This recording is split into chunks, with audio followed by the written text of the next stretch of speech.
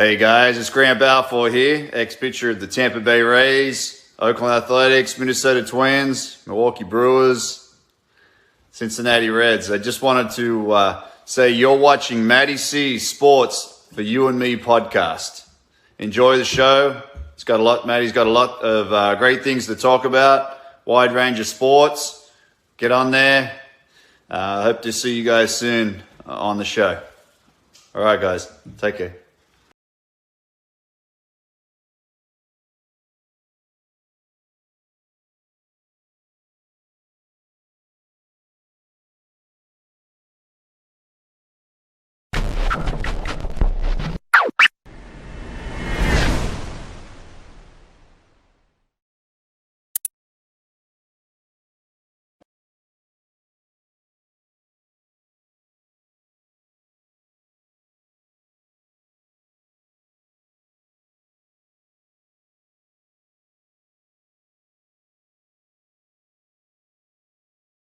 On this team, we fight for that itch. On this team, we tear ourselves and everyone else around us to pieces for that itch. Coming in at 320 kilobytes per second, it's time for Mattie C's Sports for You and Me.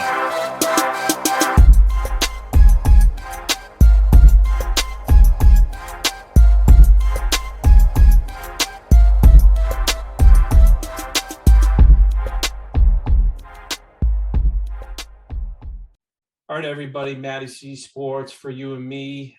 I have two guests with me. I have Shane Dillehay and my good friend Igdalia Medina and her show, Their Fight Story. So, Shane, how are you today, my friend? Not bad at all, man. Not bad. Just working on the weight cut, bringing the weight down. It's always the hardest part, I would say. So I just finished up with 2 training sessions, and that's why I was a little late for the call. But once I get out of training, it's hard for me to keep it going. I usually pass out soon, but I was happy to be on here. But other than that, everything's going good. Nice. And glad to have you on the show. Shane, how did you get into MMA? It's a funny story. It was always my dream, but I never was able to do it. And I was adopted when I was 16. So my family that ended up adopting me, they didn't want me doing it. They didn't want me to. I came from a kind of a life of violence, and they felt like it wasn't going to be a good idea for me. So I had to wait to do it until after I went to college. And once I finished up my degree at college for pre-law, I made the decision to go ahead and start fighting full time. Wow, wonderful. And I've seen that you were a cheerleader at Indiana. I was, yes, sir. That is very cool, man. And I love college football, so I'm sure it was very cool for you to just be on the sidelines and stuff and see all that cool stuff and meet a lot. I'm sure there are a lot of great people, and cheerleading is a very tough thing to do. Absolutely. It is, man. I wasn't a believer of it being a sport until I decided to do it. And it's a funny story how I started. It all started from me thinking a girl was cute, and then it ended up falling in love with it. Really did, and then within 6 months, I ended up getting adopted by my cheerleading coaches. And then they both actually cheered at IU as well, at Indiana University. So that's what kind of pushed me to go there and do it as well. How are you using your skills as a cheerleader when you do your martial arts?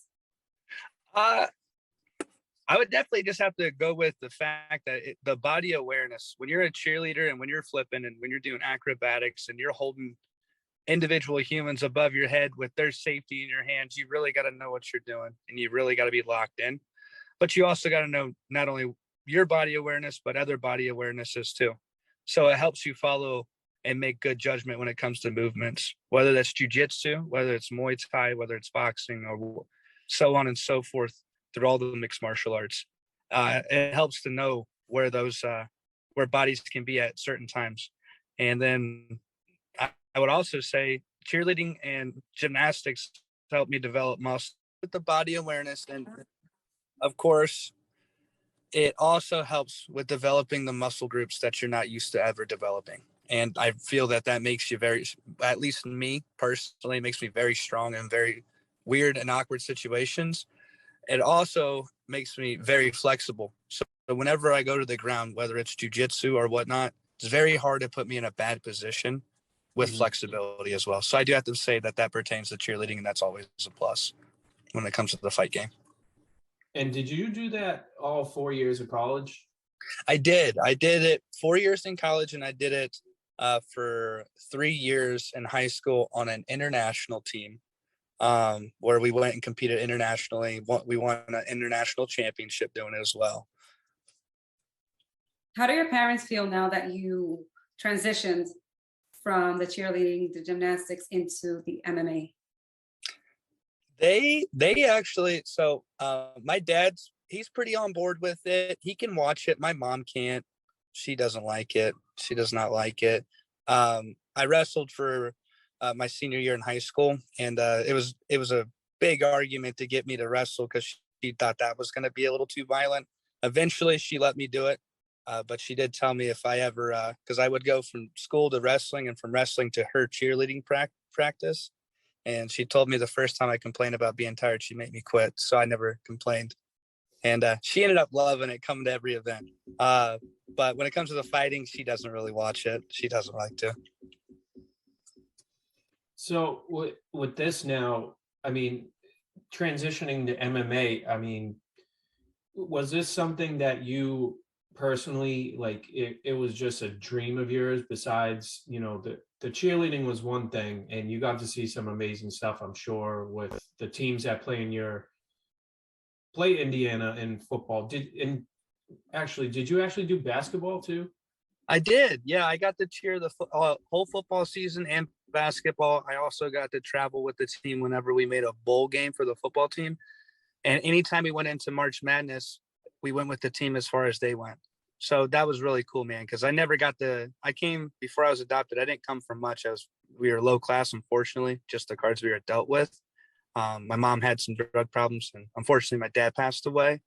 And so being able to cheer, I actually got to see the world for the first time. Cheerleading led me to being on the plane for the first time, to going to Disney World for the first time, to going all over the United States, whether it was California, Omaha, Chicago, places I never thought I would ever be able to get to or go. So that was always awesome to see, you know. I do have to give credit to it. Well, the thing is, don't ever talk to my wife about Disney World. She is obsessed with that, and I don't want her to know anybody else that loves Disney World.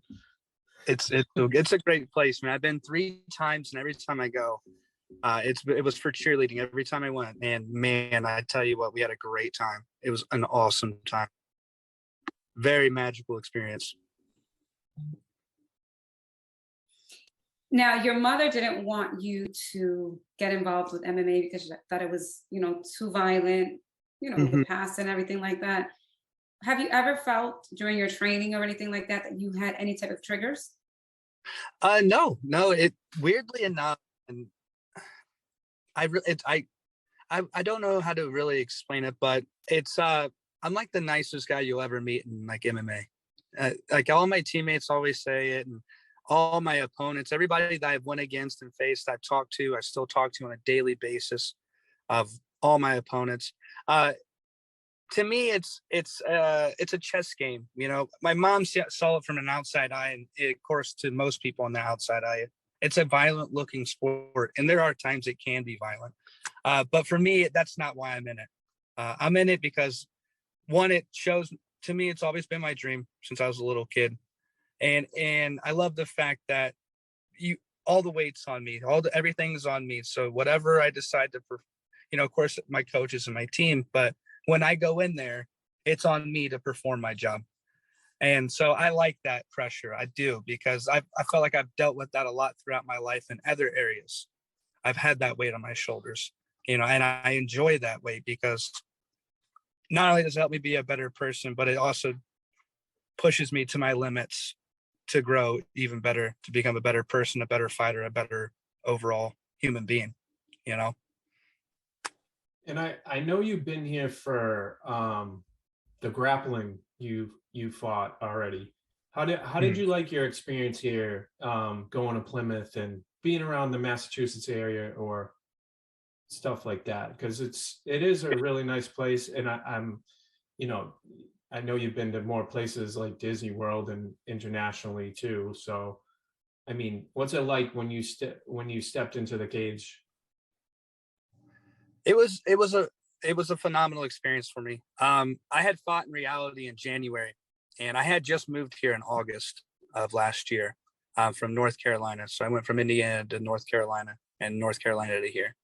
And I fought in reality, and I wanted to fight again quickly because we're going for our pro card soon.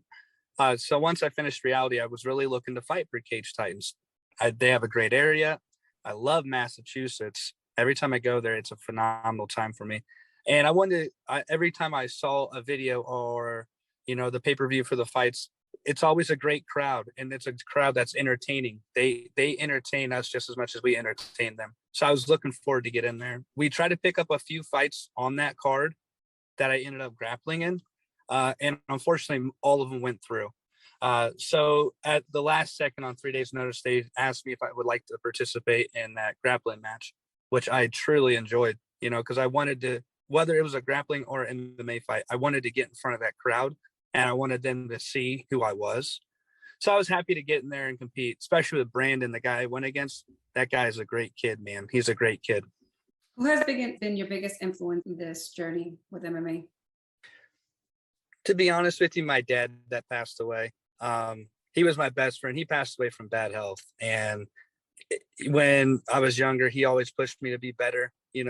We did have a lot of drug problems in my family. Fortunately, my dad didn't have any. So he always wanted me to push and break the cycle and really make something of myself. And I had expressed to him I wanted to fight.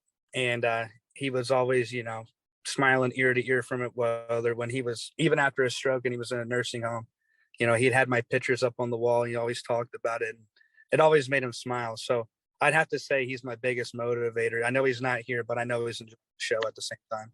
And I respect that.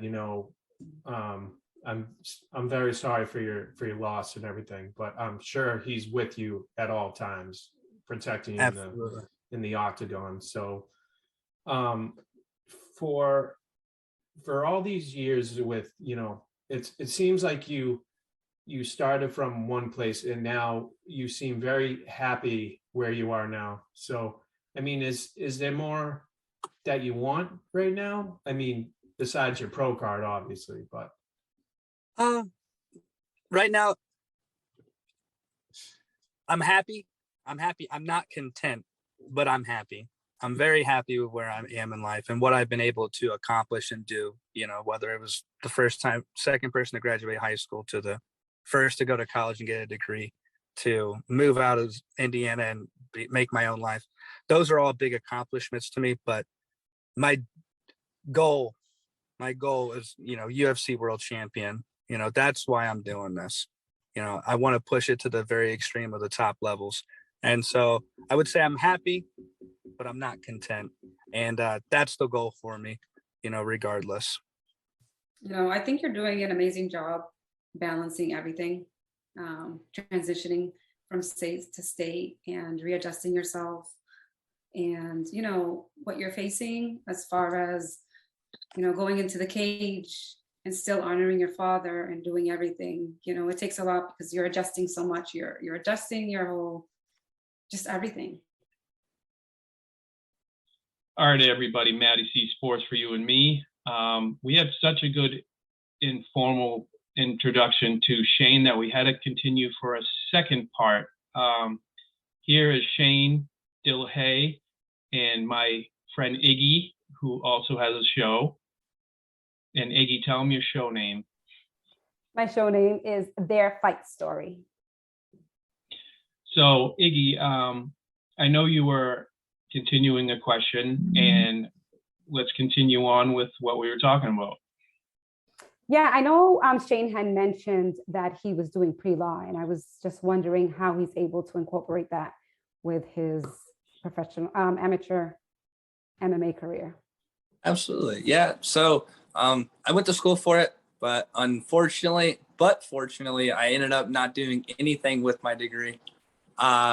Right now, outside of fighting, I work for a place called Smithfield Heating and Plumbing Supply. It's a supply house. I deliver, boilers, hot water heaters, tubs, showers. And then on the weekends, I work as an engineer at the convention center here in Providence. And that's what I do now outside of fighting. So I'm pretty much going 7 days a week. Wow. That's pretty crazy and pretty incredible too. So you're doing all this, and you must be exhausted yourself from doing those two things and training. So it's like, is it very tiring, like beyond belief, or is it like you're just pushing, and then your like ultimate goal is to achieve obviously the UFC and stuff like that? So going off of that, like, are you like prepared now? I mean, just this doesn't bother you? Yeah. So I always appreciate the grind from, we talked about my story where I came from. So one, staying busy is always going to help me. It's going to benefit me. It's how I keep myself in line, whether it's constantly moving, constantly going, constantly doing something, because that's what keeps me pushing to be to that next level.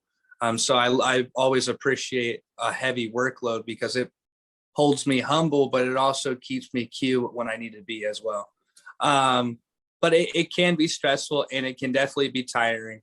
This week, anytime I go into fight week, especially because it's my weight cut week, I always take off at least a day, if not two. Of course, I take off the day of weigh-ins, but I usually take off the day before weigh-ins to help me out. And fortunately, this week, I didn't have to work today. So we already got this day off. So I was really blessed to have that because it gets me ahead of the game with my weight cut. Monday through Friday, I'm working from 6:30 in the morning till 4:30 in the afternoon. I drive straight home. I grab my clothes. I shower because I'm usually dirty from work. And I go straight to the gym from 5:30 to 8:30, 9 o'clock at night, Monday through Friday. There's some days I will take off in between there and then we go into Saturday. We have Saturday training from 9:30 to 12:30 in the morning. And then I usually work either 7 to 2, 7 a.m. to 2 a.m. or 7 a.m. to 2 p.m. on Sunday. Or if I get the hard shift, which I hate this shift. Don't tell my boss, but they give me 3 to 11 and I can't stand it. But it pays the bills. It's all about that grind. It's part of the work ethic. I grew up working my whole life. It's just part of it. It's just another day, but it can be tiring at times. How are you able to find the balance? I mean, you say you take a day off before the fights and stuff like that, to kind of get yourself together with the weight cuts and everything like that. But how do you find that balance when there's a long weekend and there's holidays and stuff, because you're trying to be disciplined, but how are you managing that? I tell you what, it's the hardest thing ever. So this fight camp went through my birthday, and my future mother-in-law, she always cooks great food, and so does all my friends, his parents and stuff. So that's always hard. But I knew that I would be okay in this game, cutting weight during the seasons when it was either, holiday seasons, my last fight in January. So I started that fight camp 8 weeks out. It was actually 9 weeks out. And I had to go through Thanksgiving and I had to go through Christmas without eating bad. So I told myself, if I can get through that, I'm just fine. I can do this. This is no problem. So that was the hardest part. Once I got over that aspect of it, just being like, it is what it is. It did suck though. I'm sitting at dinner on Thanksgiving Day and everyone's eating a good meal and I'm eating eggs, raw eggs. It's horrible. It's so bad. But it's enjoyable. I do it for a reason. I do it for a purpose. And I do enjoy the satisfaction of being able to overcome it afterwards. So for you, do you have like, you're talking about cutting weight and stuff. Do you have a regimen for that? Like, I mean, I'm sure like bringing boilers and stuff like is hectic in itself because I work with them myself. I don't particularly, that's not my thing, but I have to check on them here and there. But, it's so much to concentrate on what jobs you're telling me, like, because I see them once in a while and it's like, you got hours and hours of people like asking you questions and stuff. Like, so it's like, listen, I'm thinking about my fight. Like, give me a break. Like, I don't want to talk about boilers right now. Just let me do my stuff and then come and think about the fight game. So like Iggy said with balance, I mean, is it more towards fight week that you're like, you clear your mind for the task at hand and going into the cage? Yeah. But I do it the whole fight camp. So the whole 8 weeks of my fight camp or whatever, 8 to 6 weeks is usually what we usually take, unless we take it on lag. I took one on 3 days notice last time. When we go into a camp, my biggest thing with my coach, Pete Jeffrey, he's very good at keeping people calm in the moment, because when you go in there to fight someone, it can be very nerve-wracking on both aspects, from the people watching on the outside to the people reffing on the inside to the judges to the actual fighters, right? The last thing you want to do is overthink it and overwork yourself, because mentally is what you got to have. You got to be mentally in state. My mind personally, and I don't know if it's just me, but it could, I'm sure there's a lot of people like that, but my mind never shuts down. It never stops turning. It never stops going, and so as long as I keep my mind busy, it actually helps comfort me. It keeps me good.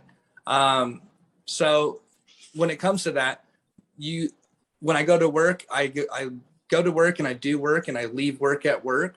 And when I go to training, I have training and I leave training at training. And when I come home, to my fiance and to my dog, that's my dog, that's my family, that's my fiance. And that's when I enjoy my home life too. Because it's something that I've worked very hard to sustain and do, coming from kind of a mixture of, families of adoption and whatever, when I come home, I leave all outside problems outside of it. I leave work at work, gym at gym, home is home. And that's just how I do it. And I'm very strict on how I do that, because I don't like to blend things. You blend things, you start overthinking, you start worrying. It affects the training. It affects the work ethic. It affects the weight cut. To me, you just can't do it. And Coach Pete is so good about teaching us that too. Being calm, being relaxed, understanding, we're here to do the same thing. Let's just get the job done. Yeah. How are you finding the balance between your personal and your professional life? It can be challenging. It absolutely can be challenging, especially since my fiance, she's a news reporter and a anchor for NBC 10 here in Providence. And so we actually work opposite schedules. She goes to work at 3:45 to midnight every night. So we rarely cross paths during the week. And then of course I work the weekends.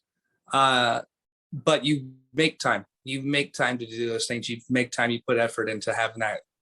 And like I said, I never had a normal home life at first. So it was very late when I got exposed to it. So when it comes to my home life and my family life with my little family that I have, I put forth a lot of effort into making time. Even those days when I'm so beat up and so sore and so dehydrated, I still get up off the couch and do something, because I got to. You have to put time, put effort in. And she puts so much effort into me. She cooks all my healthy meals. She watches my weight cut with me. She'll see me hop on the scale. She's like, "Hey, you're 3 pounds out right now. You're a little over. What'd you do?" Then I got to tell her that I accidentally snuck, a cupcake or something. But, it's still a great time. But I put forth a lot of effort into it, because it means the world to me. Outside of my career, it means the world to me. And there's two things and it's driving me nuts. So, from our other interview, was that a Nick Van Axel jersey? No. It was it's a Nuggets jersey, but it's this is gonna be bad. I don't even know the name that's on the back of it. Bad. It's bad. Rose, not D Rose though. It's I can't even tell you. This is horrible. People are gonna hate me for this, but I love the jersey. It looks good. I love it. It was a gift from my friend, and that's why I wear it. That's styling. And so the second thing is, I got, usually through IG is where I go for things. I thought I saw your fiance there because I looked and somebody liked it, and then it was a reporter from down there, and I was like, oh, now that you just said that, that makes sense. And I was talking about you. Yeah, that's her. Yeah, her name's Molly. She's a great girl. She was my cheerleading partner in college.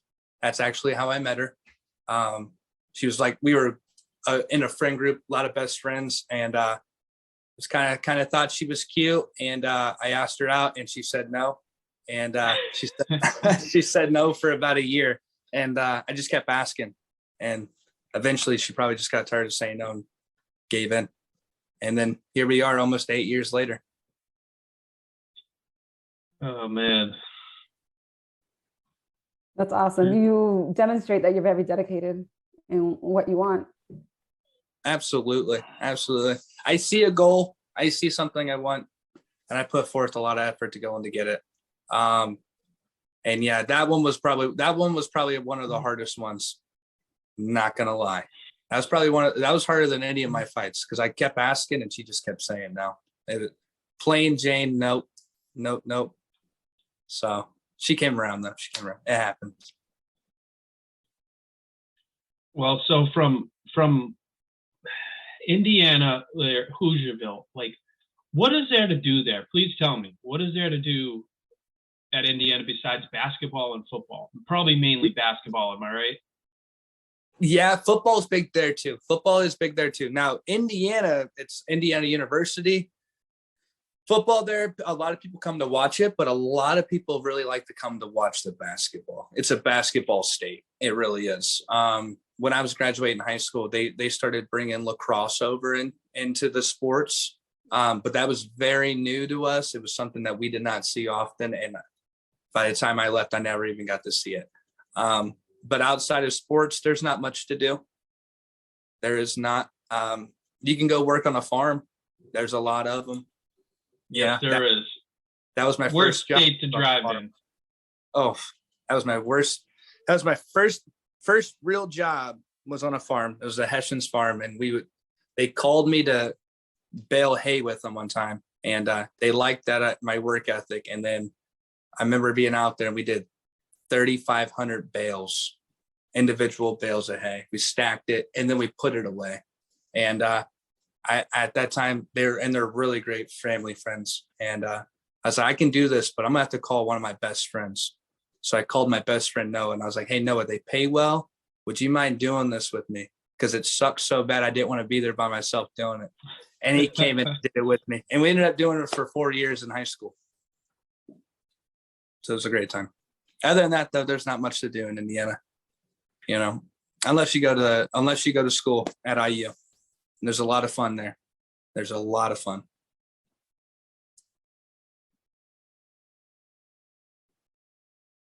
That's you, Iggy. I was just thinking, honestly, I was just picturing the bales being thrown and all that stuff. It's hard stuff. It is hard stuff.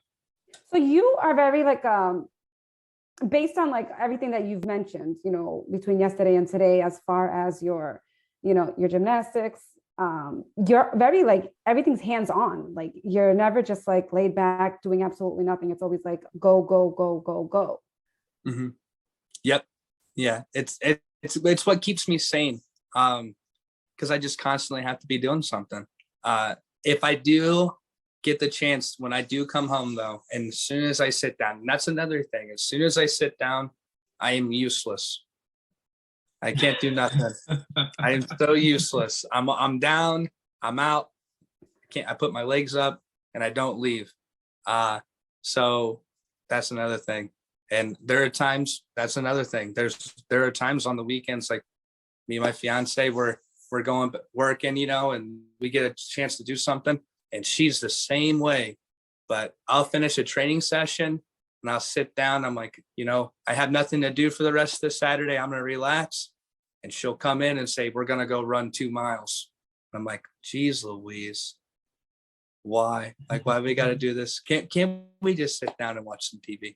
No, we get up, we go walk the block, we go run 2 miles, or we go to the gym, or we go get some food or something like that. But we're always moving. She likes to be outside. She cannot be inside. She'll say, yeah, we can watch TV. You can watch my report I just did. Yes, that is true. That happens often as well. Because since we live in Providence, downtown Providence, she gets off at midnight, and she's a very little individual. So I stay up till midnight to go get her every night. So whether I'm sleeping or not, I'll always set an alarm to go get her. And then she comes in, we watch her reel and all of her stories. Right. So I actually just got off the phone with her. She's covering a story right now. I really, really honestly respect all aspects of who you are. I mean, you're a family guy with, your fiance and your dog, and, to the state of Indiana, you love it. And, just being here, like you're a positive person, and it seems like you're not shying away from this, but like in the cage, like, do you just have this like mentality, like I am literally ready to go, like let's start, let's go? Yeah, absolutely. But to me, it's not a full-blown brawl. It's a chess game. I make a move and I get his turn. He makes a move and I get my turn. That's all it is to me. It's not going in there trying to knock someone out, being vicious, because there's guys that do that, but there's guys that do that and they get knocked out. Guys and girls get knocked out. They get put in bad positions. They lose. They give up a position that they're supposed to be able to be dominant in. They give it up because they go in there thinking like that. For me, there's always no hate. Like with Jack that I'm fighting, there's no hate towards him at all. He just has something that I want. And unfortunately for him, we got to do what we got to do to get it taken care of. But there's never any hate towards anybody on when we do it. I like to stay calm, cool, collected. That's the way to do it. And it's just a chess game is what it is. It's no different to me than a basketball game, a football game. No different. We're just here to play a game. It's just a little bit more serious.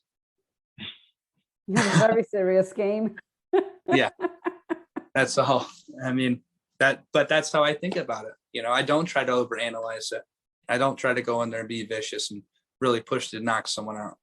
Although if the opportunity does present itself, I will absolutely counter on that. So my other thing is, so you said with Jack, you don't really have any issues with him or anything. Is there something that you, win or lose, want to take out of this fight? Absolutely. A growing experience. It's something I've always wanted to do. And I'm out here. That's why I always want to do stuff, because you can always grow. There's always room for growth in everything, even outside of fighting. There's always room for growth. And that's why I put my hands on so many different things to try to do and to learn, to gain knowledge, So if, win or lose, it's going to be a phenomenal experience. It's going to be a great learning experience. And it's going to be fun just to be out there and perform and show who I am and show what I can do. I started this fight game a year ago from May 9th is when I fought my first fight. I took it on 8 weeks notice. Jack's been training for 4 or 5 years. I'm just excited to show what I can do within a year's time, and being able to have the correct mindset, the correct coaching staff, the correct teammates, and have put forth the effort to be something that's better than you or bigger than you, So at the end of the day, I'll just be excited to be there. Awesome. I just have one more question for you. And it's, how are you able to how do I say it? You know, with everything that's going on in this world, you know, with the schools and all the bullying and stuff. And, you know, you're an example of overcoming so many obstacles in life.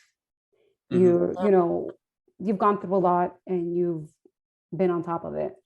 What advice would you give the youth that are trying to get through different things? Because a person who does, a male, unfortunately, not unfortunately that you're male, but unfortunately a male that goes into cheerleading will be looked upon differently.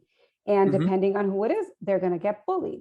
And we're living in a time where a lot of people don't have the correct mindset to overcome all these obstacles. What advice would you give to the youth that are going through this? That's a good question. That's a good question, Iggy. That's a good question. Trying to narrow it down without it being a paragraph. I would honestly say, do what makes you happy. I know it sounds cliche, but do what makes you happy.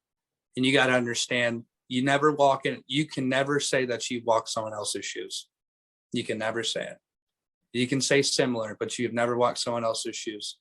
Therefore, you cannot judge someone on an outside book of a cover. You can't. I don't think there should be judges at all. You know, when it comes to judging, I don't think there should be any judging when it comes to people that are struggling like that. So I would say, follow your mind, follow your heart, and do what makes you happy. Because at the end of the day, that's how it works. And you just got to believe in yourself. You really do. You really, really do. Thank you. No problem. And my final question to you, Shane, is, you know, going into Cage Titans. Now, this is different from when you were there last. You know, is this something like, you know, the atmosphere, you know how it is. Is this something that is really gonna make you more of a better fighter, you feel, because of just from the atmosphere? I mean, I'm coming from another standpoint. For you as a fighter, do you feel like this is a great place to, you know, show what you can do and things like that? Because I don't know if I don't know if anywhere in Indiana has some spots to throw down like that. They don't. A guy that I know, Cameron Bankamp, he just fought in the UFC for his first time a couple weeks ago. But you know, there's not much to do there in that aspect. So I would say yes, it is going to make me a better fighter. I truly enjoy competing in front of a crowd that interacts with you, that is intrigued, that really comes in and watches. And the thing about Cage Titans is it's such a great promotion that Mike and all of them do such a great job. And you go to Andy, and Andy's a phenomenal announcer. He ended up reffing our fight, my last super fight, which was so cool, you know? So they do a great job, and they've had big names come out of there. Great names. Rob Font came out of there. Rob Font held a belt out of there, I'm pretty sure. There's multiple guys that are at that extreme next level that came from that show. So they're obviously doing something right. So yeah, being in front of that crowd would be phenomenal to me. It would be absolutely great. Another thing though is that crowds don't really scare me anymore, and they get me going. But I've competed. I've been in front of 75,000 people before, you know, just me on the field, just me doing something from cheerleading or whatnot as well. So that really plays a game into it, because you drowned out the back in a good way when you're fighting. Unfortunately, I'm legally deaf. I'm completely deaf in my right ear, and I'm like 20% less in my left. So when I came to my new gym and we started going and started training for the first fight we were going to do, I actually had to learn my coach's voice, because when I get into a cage, I don't really hear the surrounding sounds. And so it will be good to compete in front of them. But at the end of the day, when I'm in there, I train myself to only be able to hear one voice. And typically it's only my coach, Pete.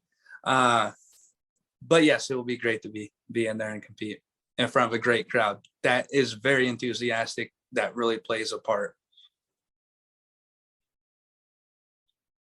So I have to say, I'd be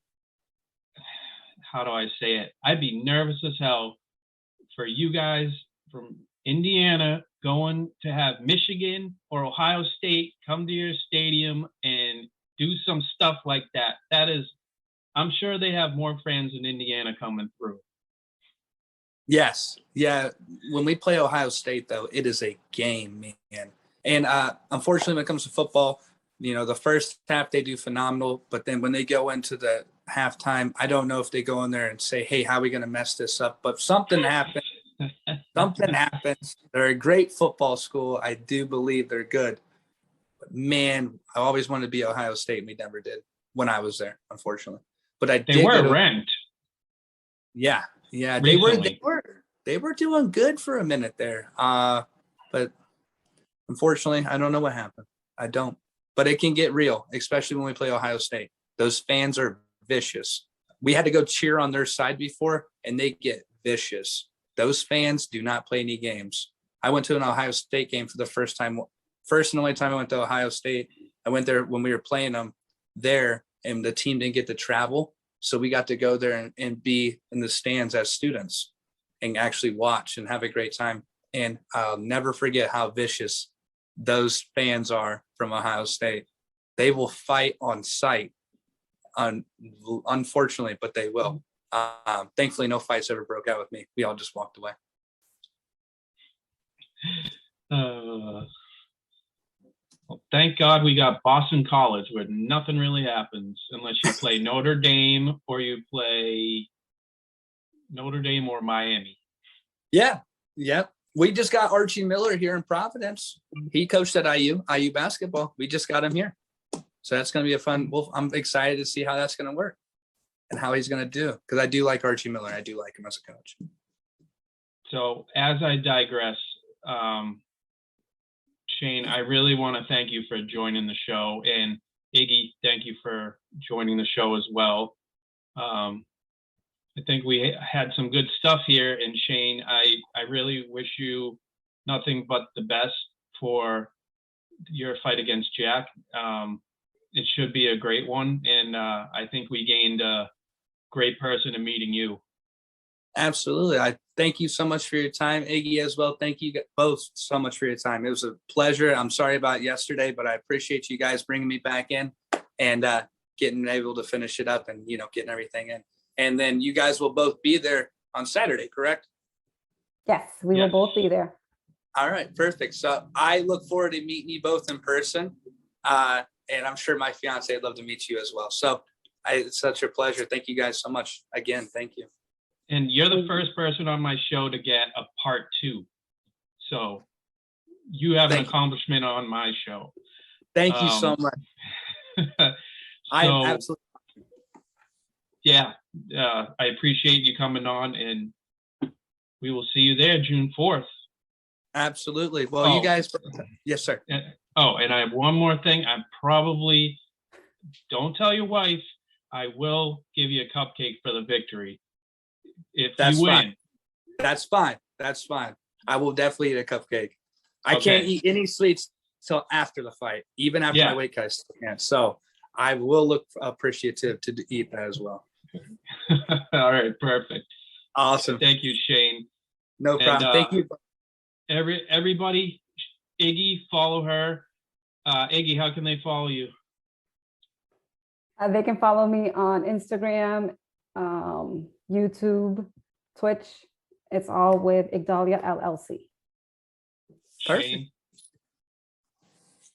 I'll be there. I will definitely follow as well. If you guys want to follow me, if you guys want to ever follow, or I was going to follow both of you as well. Of course, Iggy as well. If you guys want to follow me, you can follow me on Instagram at Shane Dillehay, or you can also follow me on Facebook as well, Shane Dillehay. I don't have a Twitter, but I might have one as well soon. Mm-hmm.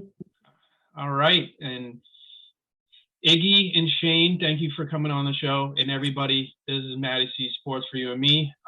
Obviously, we'll have more stuff. So thank you all for tuning in, and we'll see you soon. Awesome. Thank you. Thanks for watching Mattie C Sports for you and me. Make sure to follow Matty Cameron on Twitter at MattCameron23, or follow him on Instagram at MattieC23, or subscribe to his YouTube channel, Mattie C Sports for you and me. Once again, thanks for watching.